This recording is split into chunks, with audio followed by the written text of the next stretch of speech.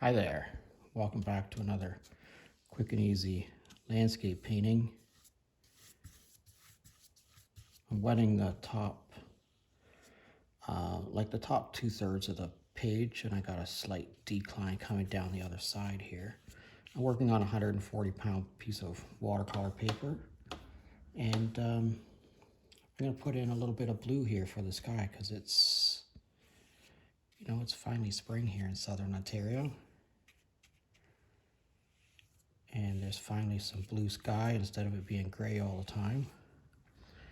And all right, that's pretty good. Let that dry.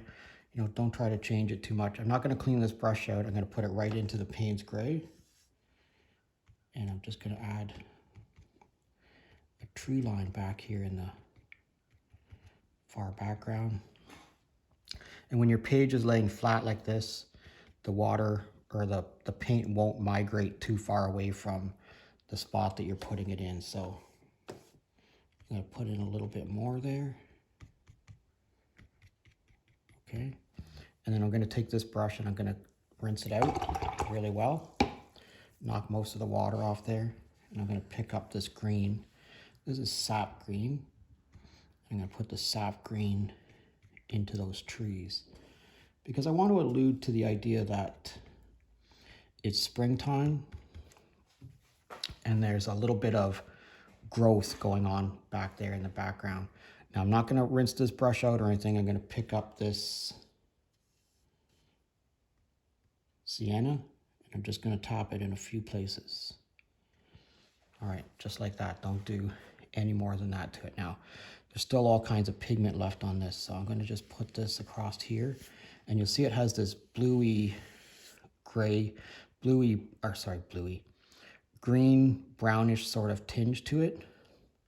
That's exactly what I'm going for. So I'm going to pick up a little bit more of this sienna and just drop it in a few places like that. Okay. Now I'm going to take this brush and I'm going to rinse it out. And again, I'm going to knock some of the water off there. And I'm going to pick up this yellow ochre.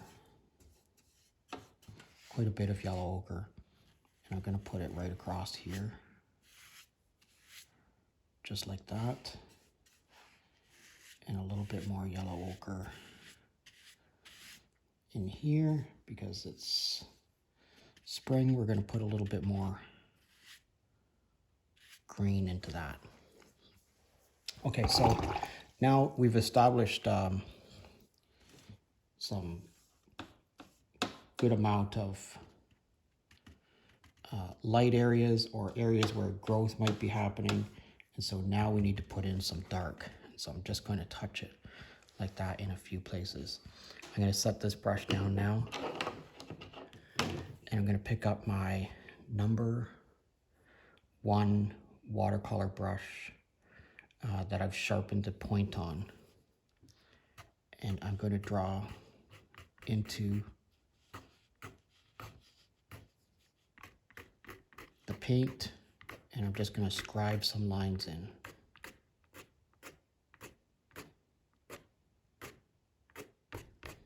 Okay, and you can put as many of those in as you want, wherever you want.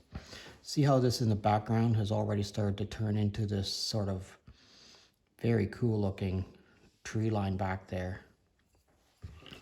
All right, I'm going to grab a tissue, just a regular tissue, and I'm going to extract a little bit of paint out of there to sort of allude to some clouds in the distance. Okay, and you can see I've just got a little bit of paint on that.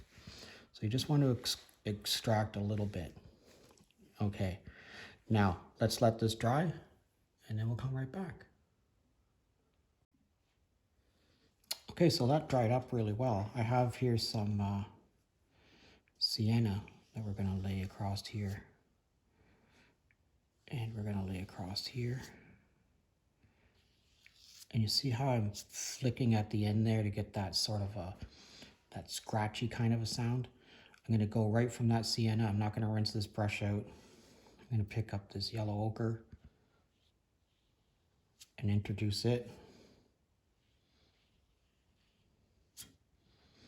And that scratchy kind of noise is what you're going for. I'm actually going to pick up a little bit more of this sienna. I'm going to put it into a few places like this. And again,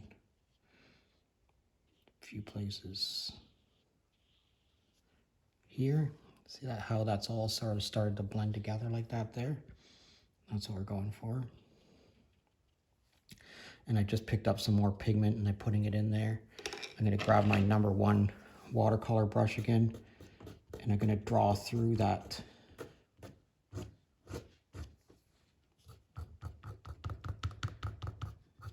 So this would sort of be in the mid-ground. And then I'm going to take my salt, and I'm just going to take a pinch of salt. This is just regular table salt. And I'm just going to put it into a few places like that. And now we're going to let this whole thing dry, okay? All right. See how there's all this variation in the background back here? The mixing of the colors and then leaving that white space. Leaving the white space cannot be overstated. It's really important in watercolor painting. And then we got something like that. I think it turned out pretty well. I mean, those scribe lines across there really look like foliage that's up close to us. All right, let me know what you think in the comment section. I'd love to hear from you. I'd love to know where you're from. If you could leave me a question or a comment, that'd be awesome. If you're currently a subscriber, thank you very much. And if you're not currently a subscriber, please consider subscribing to my channel. Thanks a lot, and we'll see you again next time.